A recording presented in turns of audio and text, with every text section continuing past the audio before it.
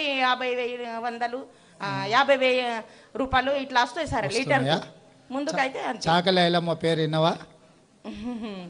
ఇస్నూరు దొరల మీద కొట్లాడింది ఆమె కూడా ఊర్లో ఇట్లనే చిన్న భూమి ఉండి వ్యవసాయం చేసుకున్నట్టు ఆమె భూమి గుంజుకుంటే ఊకోలే తిరగబడి కొట్లాడింది. రోజు రాష్ట్రంలో దేశంలో పేరు తెచ్చుకున్న చాకలి ఐలమ్మ అని.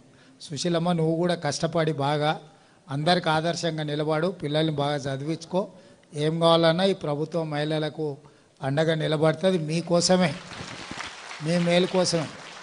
మహిళల చేతుల నగదు ఉన్నప్పుడే పిల్లల చదువులకు కానీ ఇంటి ఖర్చులకు కానీ ఇంటి గౌరవం కాపాడేది మహిళనే. అందుకే ఈ సంఘాలన్నీ పెట్టినాం. ఇవాళ కూడా మేమందరం బట్టి విక్రమార్క సార్ గారు సారే మొత్తం ఖజానా మొత్తం సార్ దగ్గరనే ఉంది. మీకేం జీరో వడ్డీ ఇవ్వాలన్నా మీకేం ఇవ్వాలన్నా సారే ఇవ్వాలి. మళ్ళీ మీరు నాకు చెప్పినా నేను సార్ని అడగాల్సిందే. అందుకోసమనే సార్కు గట్టిగా పెద్ద సప్పట్లతో స్వాగతం పలుకోరు. ఓకే సార్, అక్కడ జిల్లా మండల సమాఖ్య అధ్యక్షురాలు చేసిన కాబట్టి జిల్లా సమాఖ్య జనవికాస జిల్లా సమాఖ్యకు కూడా అధ్యక్షురాలు అయినాం.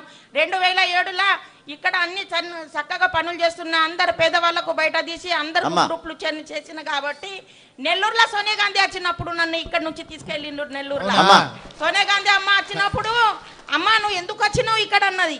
అమ్మ మా హక్కులు అడగదానికి వచ్చినాము, మేము పేద కుటుంబాలకు వెళ్ళి వచ్చినాము, మాకు ఏదో ఇంత సాయం అవుతుంది అని అడగదానికి వచ్చినామని సోనియా గాంధీ అమ్మతో మాట్లాడినా. అయితే సోనియా గాంధీ అమ్మ ఒకటే మాట అంది, అమ్మ మీరు లక్షపతిలు కావాలా, మేము లక్షపతిలు ఈ రోజు అయినా కానీ ఇప్పుడు అడుగుతున్నాం సార్ మా సీతక్కకు మేము కరోడపతి కావాలని. మా పిల్లలు లక్షపతితోని సాటగా మా పిల్లలకు లక్షపతి కాదు అమ్మా, ఇవాళ రేపంటే చాలా కష్టమైతుంది. అందుకే మేము సీతక్కకు సాయంతోనే అడుగుతున్నాం. ఎందుకంటే మా చేతుల్లో అయోధ్యలు ఉన్నాయి, మేము యుద్ధంకు తయారన్న కానీ మాకు విద్య రాదు సార్, మాకు నేర్పించాలా చాలా చాలా నేర్పించాలా. ఓకే సార్, మాకు ఏదన్నా తప్పు మీకు ఇన్ఛార్జ్ గా సీతక్క నేసినాం ఆదిలాబాద్ లో. మీ ఆడబిడ్డ ధన్యవాదాలు సీతక్కకి ఇంకొకసారి గట్టిగా చెప్పండి. చివరగా సార్ గతంలో అప్పులతో ఈదిన కుటుంబం